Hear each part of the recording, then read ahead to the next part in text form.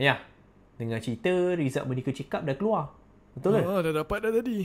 Okey tak result? Okey lah, biasa-biasa je. Boleh tak adik nak tengok? Adik nak tengok? Tak ada apa Adik lah. tengok sikit je. Tak takut apa. Tak ada apa pun.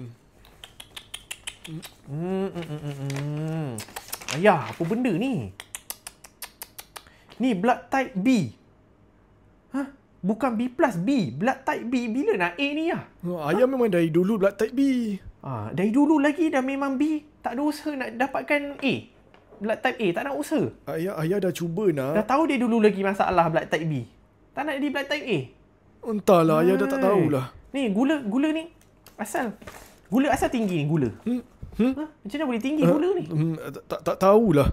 Pagi tadi minum apa? Minum teh tarik. Teh tarik. Itulah dia. Mana gula tak naik? Teh tarik tu banyak gula ya. Berapa kali adik nak cakap? Kurangkan teh tarik. Teh tarik tu banyak gula. Ni kolesterol pun tinggi. Macam mana kolesterol boleh tinggi ni? Tu ayah pun tak tahulah. Mesti makan udang banyak. Ayah tahu tak?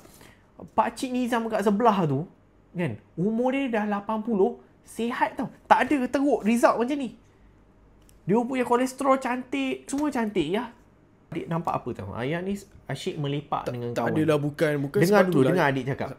Ayah lepak dengan member, lepas tu Kak Mamak minum teh tarik. Tolong ayah. Ayah kena berubah tau. Petang-petang pergi bersenam, bukan melepak dengan member. Risau saya tengok result macam ni.